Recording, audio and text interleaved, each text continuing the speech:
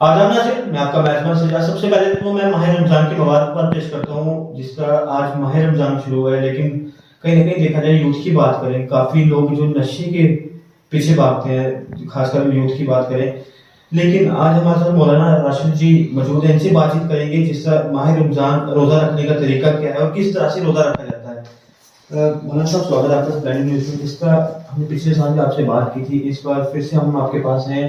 آج سے ماہ رمضان شروع ہے، پہلا روزہ چلتا ہے، لیکن کہیں نہ کہیں دیکھا جاتا ہے کہ کافی لوگ جو یوتھ کی بات کریں، یوتھ کافی نشے کی طرف بڑھتا جا رہا ہے، اس کو لے کر کیا کہنا چاہو گے آپ؟ الحمدللہ رب العالمین، میں آپ کا بہت شکر گزار ہوں کہ آپ نے مجھے وقت دیا اپنے چینل پر، اور آپ اتنے دور دراز علاقے میں آئے اور میری آواز کو ہمارے عوام اہل سنت تک پہنچانے کی کوشش کی۔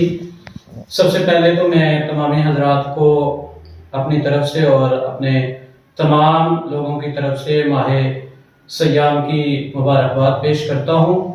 دیکھیں، سب سے بڑی بات اگر ہم دیکھیں اسلامی مہینوں کے اعتبار سے، اللہ رب العزت نے 12 مہینے ہمیں دیے، اور اس میں ایک ماہ رمضان المبارک ہے، اور اس میں اللہ رب العزت نے ہمیں جو ہے وہ روزے رکھنے کا حکم دیا۔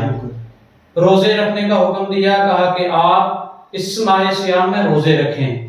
آپ نے جیسے ذکر کیا کہ جو یوتھ، جو نوجوان لوگ نشے کی طرف بھاگ رہے ہیں، تو اللہ رب العزت نے اس پر یہ بتا دیا، میرے آقا صلی اللہ علیہ وسلم نے یہ بتا دیا کہ اگر آپ روزہ رکھو گے تو اپنے نفس پہ کنٹرول کرو گے، اپنے نفس پہ کنٹرول کرو گے۔ جب آپ اپنے نفس پہ کنٹرول کرو گے رمضان المبارک کے روزے رکھ کر، تو آپ یقیناً آپ ایسی بری عادتوں سے دور جا سکتے ہو۔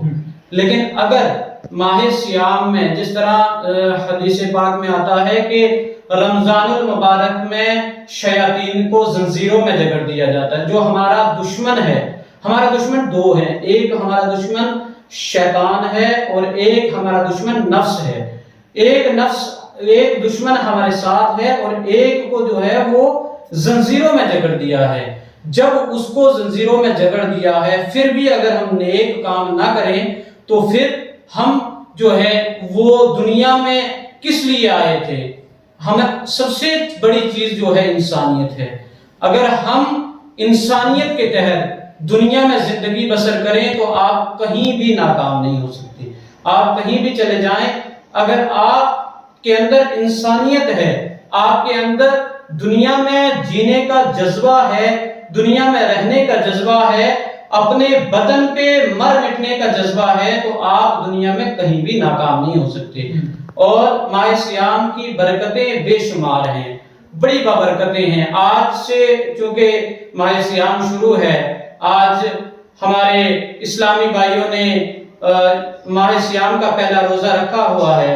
انشاءاللہ العزیز یہ ماہ سیام کا یہ جو پہلا روزہ ہے وہ آپ جو ہے بڑی اچھے طریقے سے رکھیں گے تو اللہ تعالیٰ آپ کو اجر عظیم دے گا۔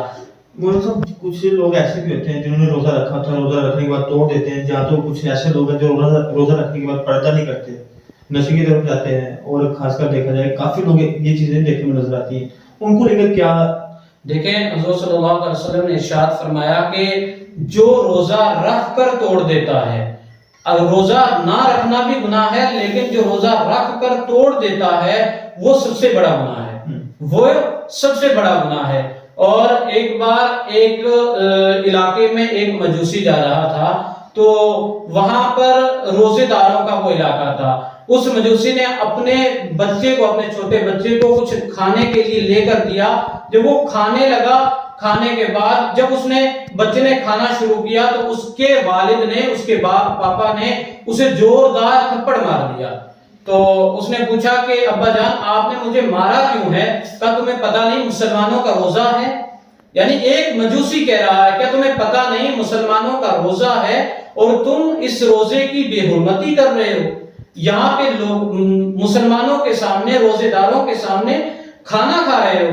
تو پھر ایک نیک انسان نے دیکھا کہ کچھ دن کے بعد جب اس नौजवान की, उस बुजुर्ग की वफात हो गई तो वो जन्नत की सैर कर रहा है। कहा कि तुम्हारे पास कोई नेक अमाल तो थे नहीं, फिर तुमने ये जन्नत की सैर कैसे? कहा कि मैंने सिर्फ रोजे की जो है इज्जत की थी, एहतराम किया था, इसकी वजह से मैं आज जन्नत में हूं। ये सबसे बड़ी बात है, एहतराम करना, रोजे का एहतराम करना, ये सबसे बड़ी बात है। अगर आप माह सियाम में देखेंगे तो हमारे जो गैर मुस्लिम भाई हैं वो भी रोजे की इफ्तारी का एहतराम करते हैं, प्रोग्राम बनाते हैं, हमारे इस्लामी भाइयों को बुलाते हैं, रोजा इफ्तार करवाते हैं। ये हमारा भाईचारा है। ये हम अगर साथ में मिल के रहेंगे तो हम दुनिया में भी कामयाब हैं, आखिरत में भी कामयाब हैं। और क्या किसी शायर ने क्या खूब कहा था कि जिंदा रहो तो ऐसे कि हर शख्स एहतराम करे, मरो तो ऐसे कि दुश्मन भी तुम्हें सलाम करे। अगर दुनिया में रहना है तो इस तरह रहो कि दुश्मन भी तुम्हें सलाम करे। तो जिस तरह धोखे से रोजा टूट जाता है, जो कुछ ऐसा मसला बढ़ जाता है, उसको लेकर क्या? देखें, धोखे से रोजा नहीं टूटता। हदीस पाक में आता है कि अगर इंसान धोखे से किसी वजह से खाना पेट भर कर भी खा ले और उसके बाद जो है वो बाद में उसे याद आए कि मैंने रोजा था और मैंने खाना खा लिया है, तो उसका वो रोजा नहीं टूटता है, बल्कि वो रोजा दुरुस्त रहता है। यहां तक आया है, इस्लाम कोई मुश्किल काम नहीं, यहां तक आया है कि अगर किसी बीवी का शोहर इतना सख्त हो कि अगर खाने में कोई नमक ज्यादा हो जाए या कुछ और चीज ज्यादा कम हो जाए तो वो बीवी उसको टेस्ट कर सकती है कि अगर अपने शोहर का डर हो कि वो उसे मारेगा या परेशान करेगा तो वो उसे टेस्ट भी कर सकती है, तब भी रोजा नहीं टूटता। लेकिन ऐसा हमारे यहाँ देखने को नहीं मिलता। अल्हम्दुलिल्लाह हमारा मुआशरा इतना अच्छा है कि हमारे घर तो घर, अगर किसी और भी किसी के साथ इतने अच्छे तरीके से रहते हैं कि वो एक मिसाल बन जाती है। कुछ लोग ऐसे भी होते हैं जो ओवर एज हो जाते हैं, जहाँ रोजा नहीं रख पाते, जहाँ कोई बीमार होता है, जहाँ सफर में निकल पड़ते हैं लोग, उनको लेकर क्या करना?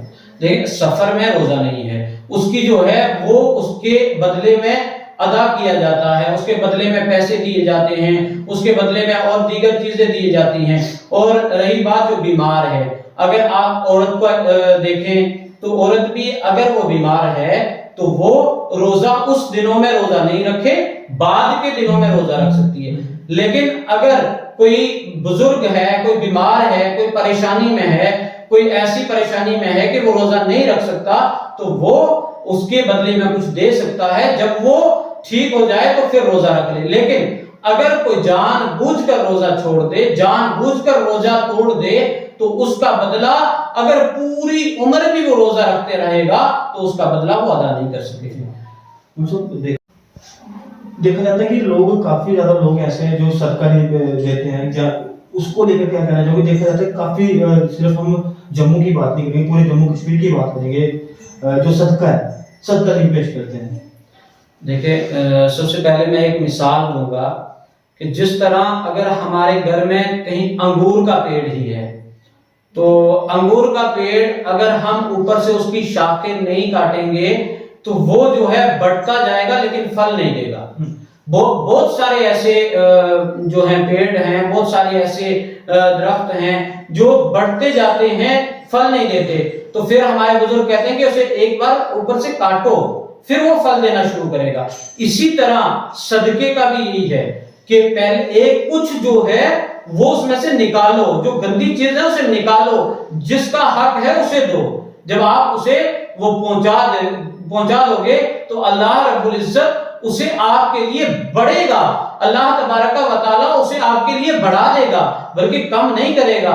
यहाँ पे आता है कि उलमा कराम फरमाते हैं कि जब इंसान के घर में कोई परेशानी आती है, कहीं मुसीबत आती है, कहीं कोई ऐसा काम आता है कि रोजी कम हो जाती है, तो वो सबसे पहले दो तीन चीजें देखता है कि अगर मस्जिद में कोई पैसे दे रहा है उसे बंद कर दो, अगर कोई ज़कात और खैरात निकाल रहा है उसे बंद कर दो, अगर कोई अल्लाह की राह में दे रहा है उसे बंद कर दो, अगर कोई किसी की मदद कर रहा है उसे बंद कर दो। यहाँ पे उलमा इकराम फरमाते हैं कि जहां से आना था, जहां से काम बनना था, जहां से रोजी आनी थी, तो वहां हमने बंद कर दी। तो जहां पे हमें आना ही कुछ नहीं है, तो वहां पे अगर हम दे रहे हैं तो वहां पे हमें कोई फायदा नहीं आ रहा।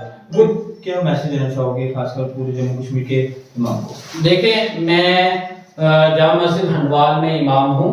मैं अपने बरादरी की तरफ से और अपने इलाके की तरफ से, अपने मुक्तदियों की तरफ से ये मैसेज देना चाहूँगा, ये एक आपके माध्यम से ये बताना चाहूँगा कि ये माह मुकद्दस हर किसी को नसीब नहीं होता।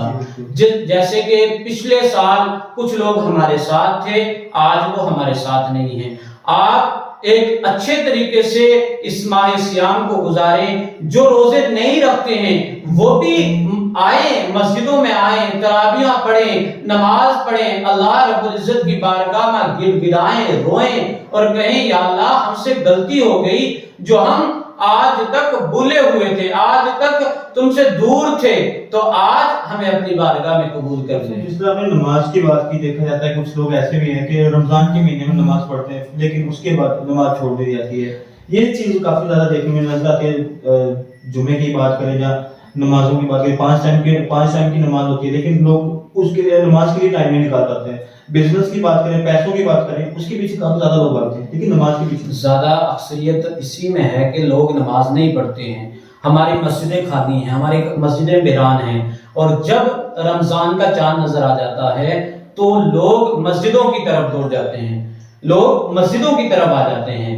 लेकिन आप अगर गौर करेंगे तो ये सिर्फ माह सियाम में क्यों आते हैं? क्योंकि अल्लाह रब्बुल इज्जत ने इरशाद फरमा दिया, मेरे आका सल्लल्लाहु अलैहि वसल्लम ने इरशाद फरमा दिया कि माह सियाम में शयातीनों को जंजीरों में जकड़ दिया जाता है।